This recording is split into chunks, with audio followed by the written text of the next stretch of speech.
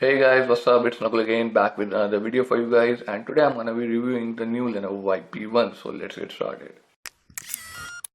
Okay guys, so you know the concept, the pros and the cons, what a normal user would like and dislike in this phone. So let's start with the pros, and the first thing that I like about this phone is the battery of this device. Now as you guys all know, this phone has 5000 mAh battery, which is quite great and big, and the battery backup I got was pretty amazing too.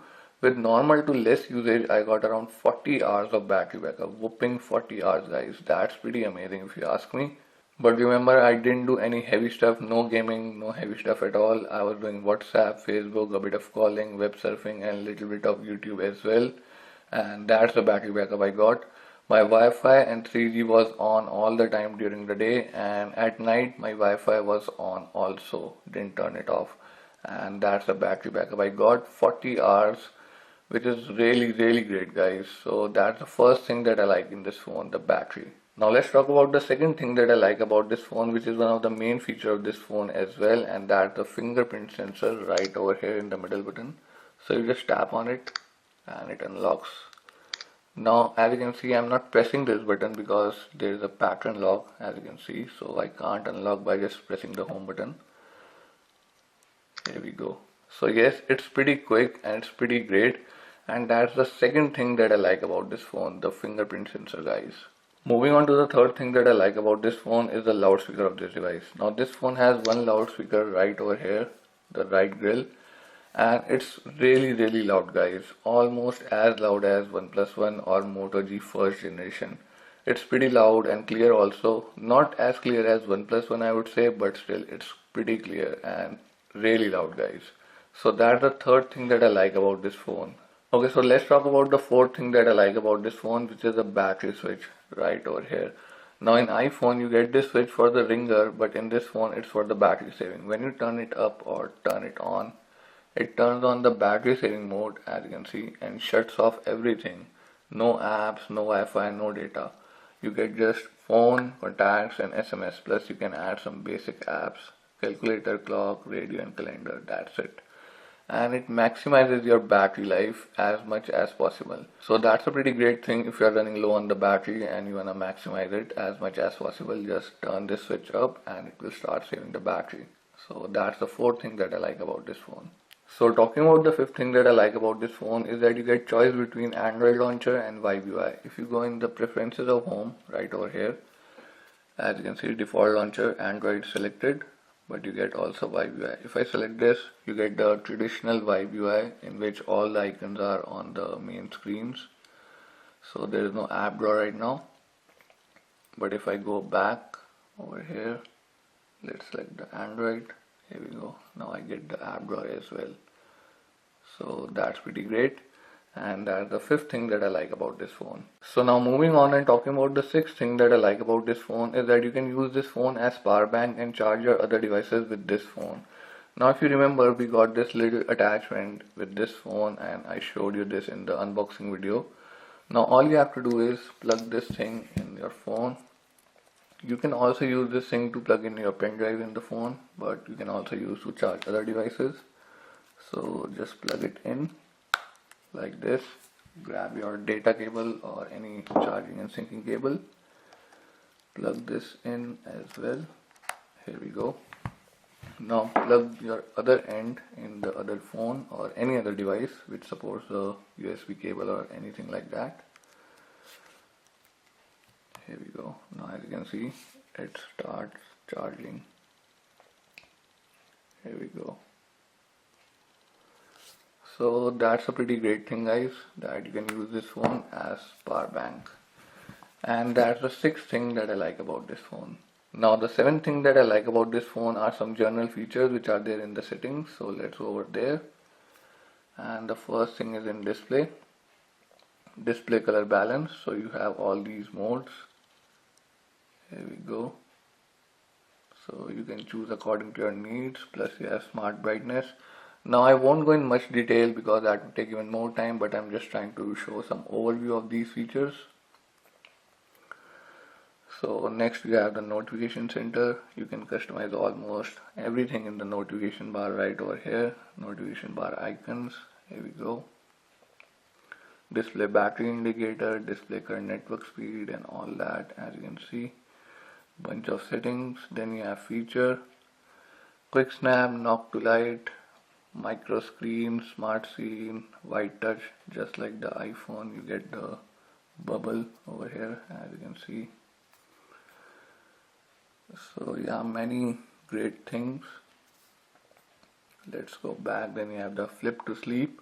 You have to just flip the phone and it will sleep. Here we go.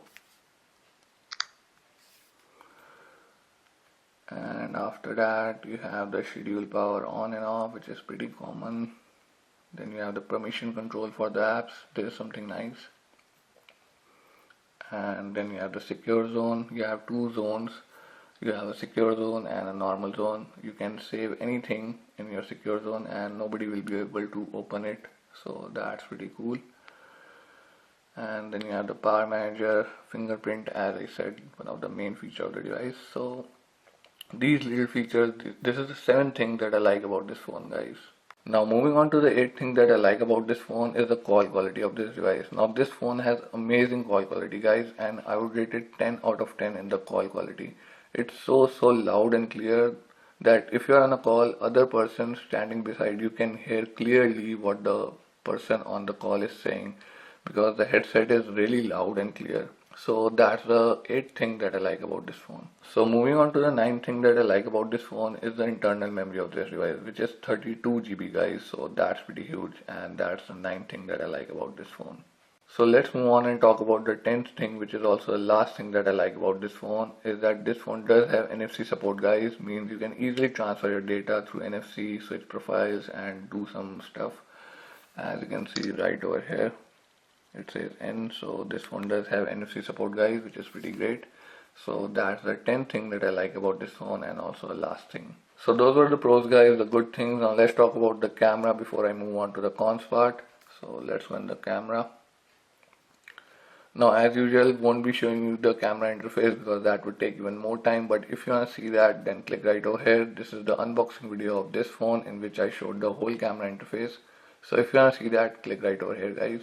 So now let's talk about the picture quality, guys, which is pretty average, I would say. The phone does have 13 megapixel camera, but the picture quality is pretty average. Plus you have to be really careful while taking pics. Even with the slightest movement, the pics turned out to be a bit shaky and out of focus. So that's something you have to be really careful about.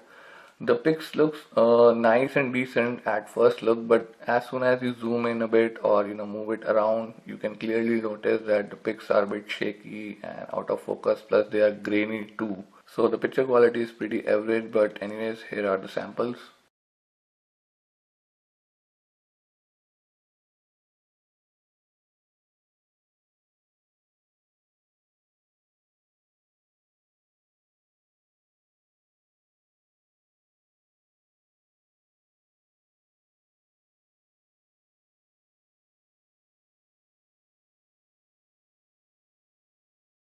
So as you guys just saw the picture sample, you can see that the pics are pretty average. Though the focus of the camera is pretty good, no matter it's macro, landscape or portrait, the focus is good.